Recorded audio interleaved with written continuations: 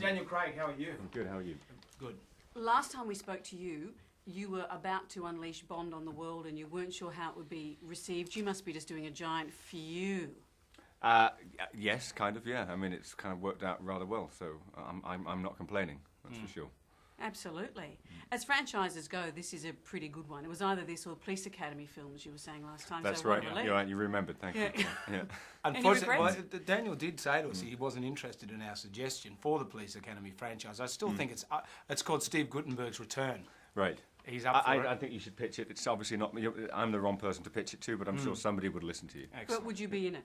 No. As the tall black guy? No. Right. We were a bit worried because we're in room 011 here, and we were told that room 007 is too small. How do you feel about that? Not 007 a too small? not a huge amount, but I mean, I didn't even know there was a 007 in the hotel. But it's the first time I've ever heard 007 too small. Well, actually, I think you should arc up. I should, what? Arc up. You should be outraged. I am. Yeah. I am. I think. I'm not sure about what, but I will. I'll get angry if you want me to. Would you mind? Oh, yeah. The cars that get smashed up, you know, I did sort of have a bit of a tear up.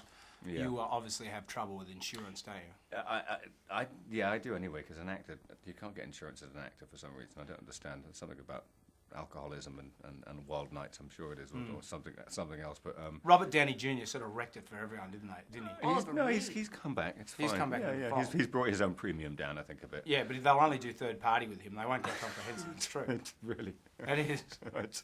Do they, even though you do such dangerous things, I know you've copped black eyes and things, making a film, in your private life now that you're Bond, do you have limitations? Do they say you can't jump out of planes and stuff like that? I don't think so, but I wouldn't. I mean, I'd try and avoid that if I possibly could. They don't take sharp knives away from you when you're cooking? No, they should do. No, I don't. But I mean, the last thing I want to do is go out and do sort of dangerous sports. I mean, I can't go out and sort of like, no, I go and finish a Bond movie and think, oh yeah, I must go off base jumping or something. It's like it's the last thing. You know, quiet restaurants with lots of red wine is kind of the way I like to relax. You can still enjoy yourself doing small things. Do you live in maybe a quiet, padded area when in between films? It's called bed. Well, hey, let's see here. I ain't never out of it, eh? Yeah, see, it's James Bond. It never goes away. I've completely forgotten what I was going to say.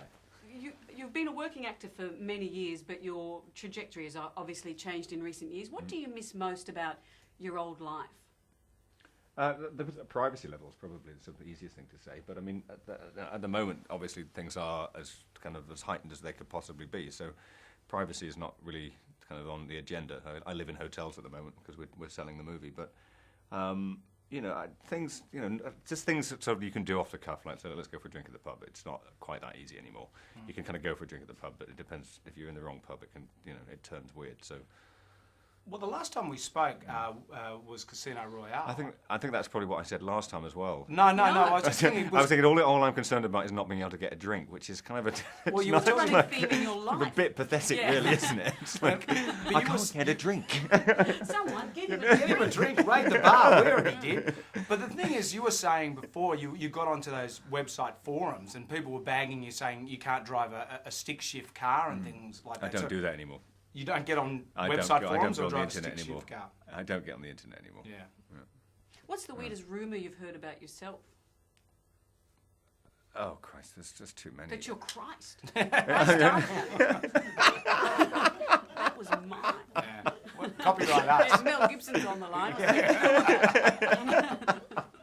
When you move on from Bond... I'm a sucker for punishment, but not that much punishment. Oh, that's very unhappy. I know.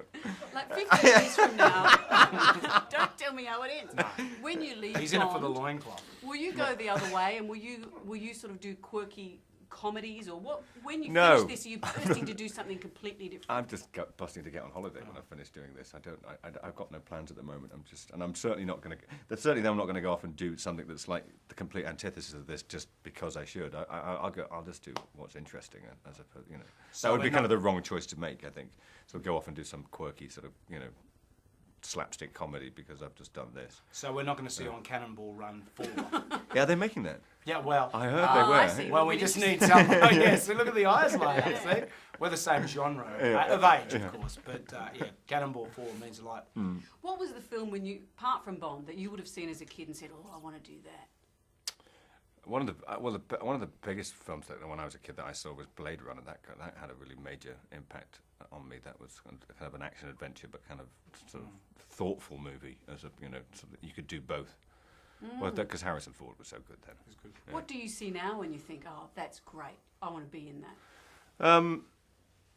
I don't know. I mean, there's nothing sort of particular. I've just seen a great movie that Darren Aronofsky did called The Wrestler with Mickey Rourke, and Mickey Rourke sort of just playing this brilliant part. And it was made for sort of like literally $4 or something, and shot on sort of digital camera, and it's brilliant. And you kind of look at that and go, yeah, that would be great to do. Really simple sort of movie to do. I mean, especially coming off the back of this, I kind of feel something that lasts for about 2.5 weeks and shot in a nice location would be good at the moment. $4.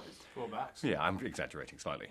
It was Fine. 3. Yeah, it was $3.75. Oh, Yeah. I think what Daniel's saying is it's time to go, Amanda. I think that's what he's saying.